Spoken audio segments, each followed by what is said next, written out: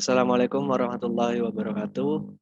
Perkenalkan, kami dari kelompok B9 Data Mining B dengan anggota Eros Raditya dengan NIM 2024 dan Rizky Maulana dengan NIM 2024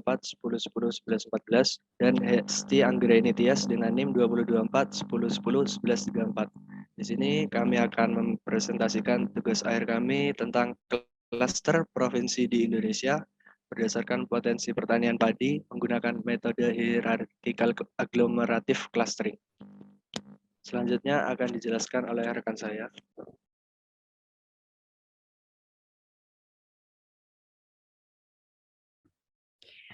Langsung saja ke latar belakangnya. Di sini ada kebutuhan makanan pokok merupakan salah satu hal wajib bagi seluruh rakyat masyarakat di Indonesia untuk tetap dapat bertahan hidup. Salah satu bahan pangan yang mengandung karbohidrat adalah nasi yang berasal dari padi. Indonesia merupakan negara agraris karena memiliki lahan pertanian yang luas dan sebagian besar penduduknya bekerja pada bidang pertanian.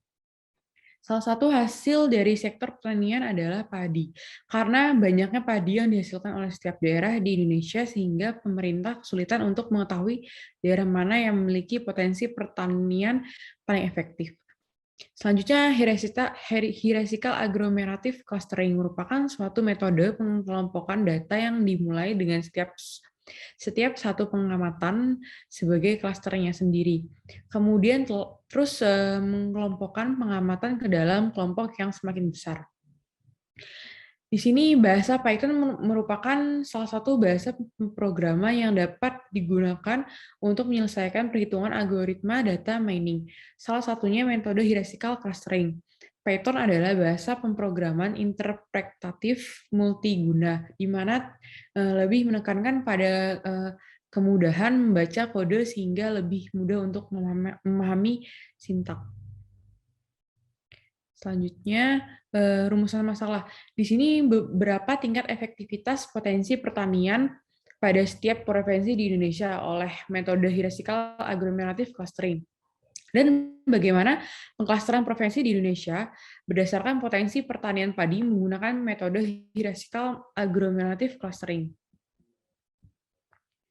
Batasan masalahnya itu seperti hasil perhitungan hanya mencakup tingkat efektivitas pertanian padi. Perhitungan menggunakan sistem, proses perhitungan menggunakan metode hierarchical agglomerative clustering. Selanjutnya, fokus penelitian ini yaitu klaster provinsi di Indonesia berdasarkan potensi pertanian padi. Tujuan masalahnya untuk memberikan informasi tingkat efektivitas potensi pertanian padi setiap provinsi di Indonesia oleh metode hierarchical agglomerative clustering. Untuk mengetahui pengklasteran provinsi di Indonesia berdasarkan potensi pertanian padi menggunakan metode hierarchical agglomerative clustering. Manfaat penelitiannya bagi peneliti menambah pengetahuan dan pemahaman tentang penerapan metode hierarchical agglomerative clustering. Bagi pembacanya seperti memberikan informasi mengenai potensi pertanian padi di Provinsi Indonesia yang memiliki efektivitas terbaik. Selanjutnya, penelitian terdahulu.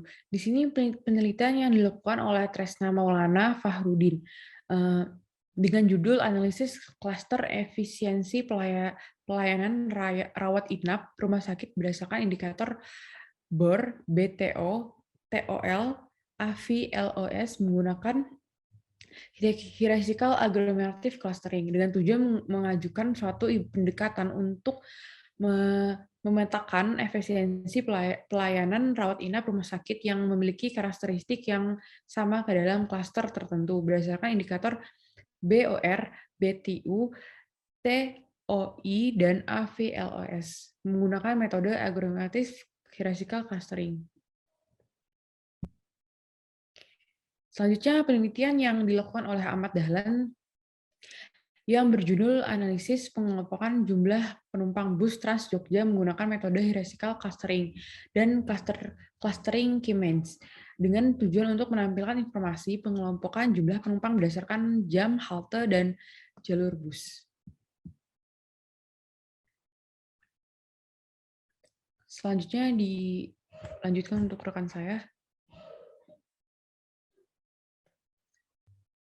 Selanjutnya di sini ada landasan teori. Yang pertama itu ada data mining. Data mining adalah kegiatan menemukan pola yang menarik dari data dalam jumlah besar. Data dapat disimpan dalam database, data warehouse, atau penyimpanan informasi lainnya. Yang kedua ada clustering, objek data yang mirip satu sama lain dalam cluster yang sama dan berbeda dengan benda-benda di cluster lain. Yang ketiga ada agglomerative hierarchical clustering atau AHC, pengelompokan hierarki atau hierarchical clustering, pengelompokan objek-objek data ke dalam sebuah kelompok hierarki. Berikut beberapa algoritma yang ada pada strategi ini. Yang pertama ada single linkage, kemudian ada complete linkage, dan average linkage. Selanjutnya di sini untuk tahapan yang dilakukan dalam implementasi metode hierarchical agglomerative clustering itu sebagai berikut. Yang pertama, di sini melakukan pembobotan variabel.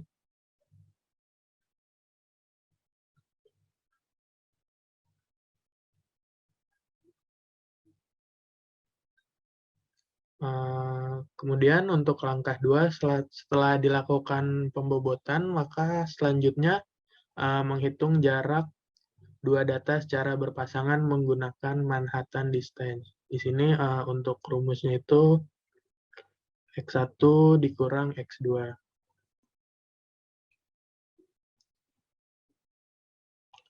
Selanjutnya untuk langkah 3, membuat matriks perhitungan jarak berdasarkan langkah kedua tadi, kemudian di sini menggunakan metode single linkage.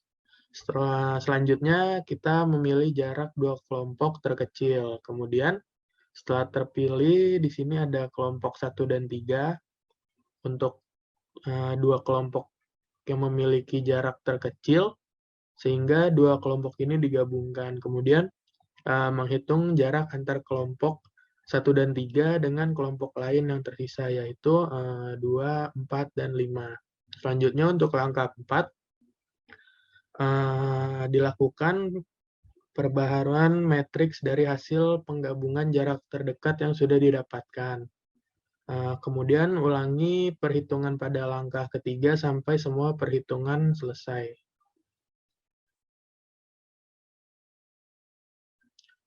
Selanjutnya untuk langkah 5, setelah semua perhitungan selesai, maka akan dihasilkan clustering sebagai berikut. Dan di sini ada tampilan untuk dendrogramnya.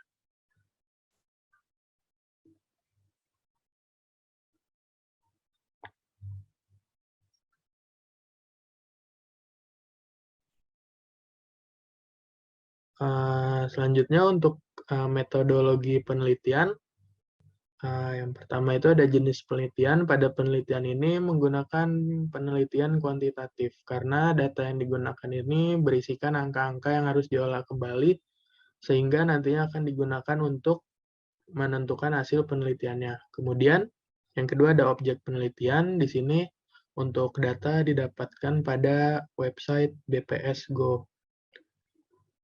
Kemudian yang ketiga untuk tempat dan waktu penelitian. Di sini penelitian ini dilakukan secara daring dan berkelompok karena adanya pandemi. Untuk waktu penelitiannya dilakukan pada bulan Juni 2022. Kemudian ada metode pengumpulan data. Di sini untuk penelitian ini, data yang didapatkan dari internet yang mengacu pada data potensi pertanian padi di Provinsi Indonesia.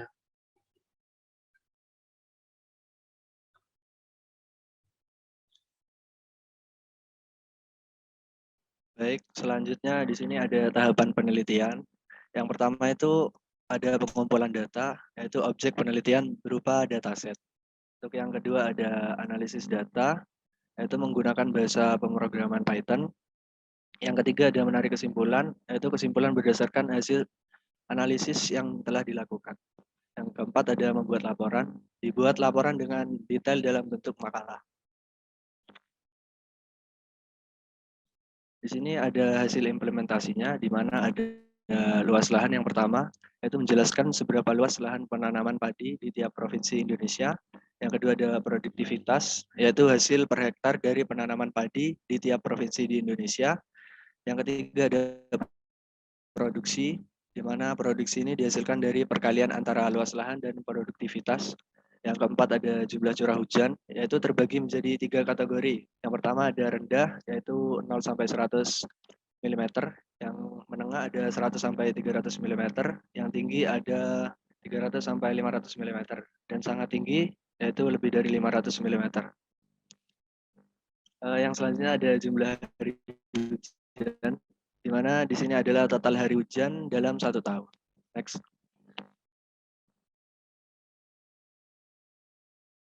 Nah, di sini kita masuk ke analisis datanya. Pertama, kita siapkan dulu datasetnya ini. Next. Nah, setelah kita siapkan datasetnya tadi, kita harus membuat tabel pembuatan yang akan digunakan untuk mempermudah penghitungan datasetnya. Di mana di sini ada 4 bobot. Next. Nah, setelah membuat tabel pembuatan tadi, kita masukkan sesuai bobotnya. Kan ada 4 tadi. Maka didapatkan hasilnya seperti di bawah ini.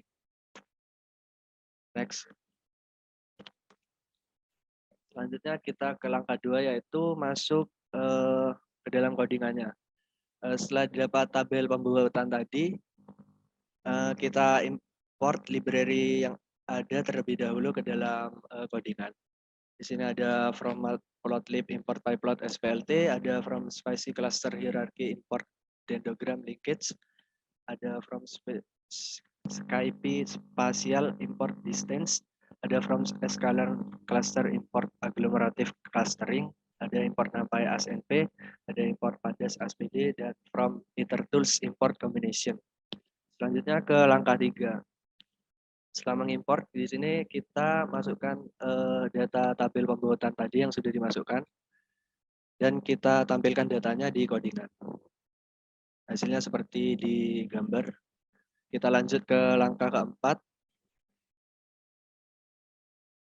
Setelah kita ke langkah 4 ini kita ubah data yang tadi sudah ditampilkan itu berubah menjadi bentuk array. Next.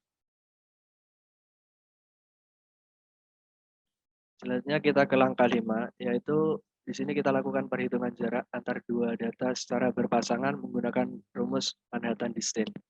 Di mana yang rumusnya itu dari X1 dikurangi X1, X2 dikurangi X2, dan seterusnya sampai data terakhirnya. Di sini kita tampilkan dari data array-nya. Next. Setelah itu, setelah dilakukan perhitungan, sudah didapatkan hasilnya seperti ini. Dari misal contoh ini data pertama dikurangi data pertama, yaitu hasilnya data pertama dikurangi data kedua, yaitu hasilnya 5. Data pertama dikurangi data ketiga, yaitu hasilnya 4, dan seterusnya sampai data ke 34. Next. Setelah itu kita lakukan perhitungan untuk menentukan berapa klaster yang didapatkan menggunakan single linkage atau jarak terkecil metode yang kita gunakan, yaitu single linkage, dan metriknya city block atau Manhattan distance sesuai rumus yang atas tadi, dan didapatkan hasil perhitungan seperti di gambar. Next. Untuk langkah ke-8 ini kita tampilkan dendrogram hasil dari perhitungan yang sudah didapatkan dari langkah sebelumnya. Di sini kita tampilkan seperti di gambar. Next. Untuk langkah yang ke-9 ini, kita telah mendapatkan hasil pengklasteran, yaitu terdapat 8 klaster dari dendrogram yang sudah ditampilkan sebelumnya. Hasil ini didapat karena pada metode AHC, klaster yang paling optimal itu adalah satu klaster sebelum dari klaster terakhir. Pada hasil perhitungan terdapat beberapa bagian klaster, yaitu klaster pertama ada 34 klaster, yang kedua ada 20 klaster, yang ketiga ada 8 klaster, dan yang keempat ada 1 klaster. Jadi di sini kita yang paling optimal menggunakan satu klaster sebelum klaster terakhir, yaitu ada 8 klaster. Berikutnya kita merupakan isi dari 8 klaster itu ya, dari pembagian hasil dendrogram yang ditampilkan. Untuk klaster pertama ada data nomor 10, klaster kedua ada data nomor indeks 26, klaster ketiga ada indeks 2, 19, dan 21, klaster 4 ada indeks ke-20, klaster 5 ada indeks ke-16, 28, dan 29. Untuk klaster 6 ada indeks ke-6, klaster ke-7 ada indeks ke-0, 5, 7, 11, 12, 14, 15. Dan untuk klaster ke-8 ada indeks 1, 3, 4, 8, 9, 13, 17, 18, 22, 23, 24, 25, 27, 30, 31, 32, dan 33. Di sini terdapat 34 data sesuai dataset yang kita gunakan. Selanjutnya untuk kesimpulan tingkat efektivitasnya. Jadi di sini klaster yang pertama memiliki tingkat efektivitas sedang karena luas lahan itu dan hasil produksinya sama dengan curah hujan yang cukup tinggi dan produktivitasnya tinggi. Untuk yang klaster kedua itu memiliki tingkat efektivitas kurang karena hasil produksi lebih kecil dari luas lahannya dengan curah hujan yang tinggi dan produktivitas yang tinggi juga. Untuk yang klaster 3, klaster ini memiliki tingkat efektivitas kurang karena hasil produksi lebih kecil dari hasil lahan dengan curah hujan yang tinggi dan produktivitas sedang.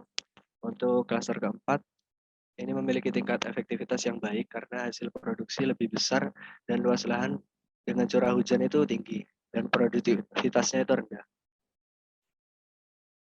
Next. Untuk yang klaster kelima di sini memiliki tingkat efektivitas yang baik karena dilihat dari hasil produksi lebih besar dan dari luas lahannya dengan curah hujan yang rendah dan produktivitas yang tinggi. Untuk yang keenam, klaster ini memiliki tingkat efektivitas baik karena hasil produksi lebih besar dari luas lahan dengan curah hujan yang tinggi. Untuk klaster yang ketujuh, memiliki tingkat efektivitas baik karena hasil produksi lebih besar dari luas lahan dengan curah hujan sedang dan produktivitasnya tinggi. Untuk klaster yang terakhir yaitu 8, memiliki tingkat efektivitas baik karena hasil produksi lebih besar dari luas lahan dengan curah hujan sedang dan produktivitas rendah. Hasil tingkat efektivitas ini kita analisa atau kita lihat berdasarkan hasil yang sudah diperhitungkan. Kita lihat dari variabel-variabel yang dipakai yaitu luas lahan, produksi, produktivitas, curah hujan, dan jumlah hari hujan. Next.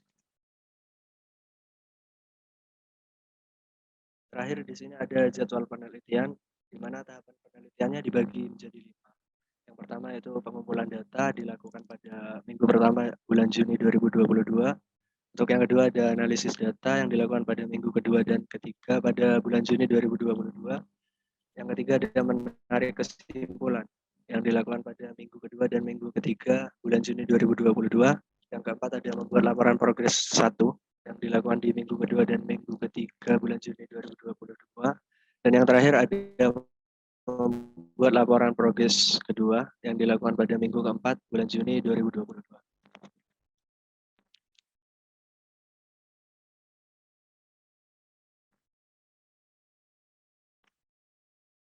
Sekian presentasi dari kelompok kami. Kurang lebihnya mohon maaf. Wassalamualaikum warahmatullahi wabarakatuh. Terima kasih.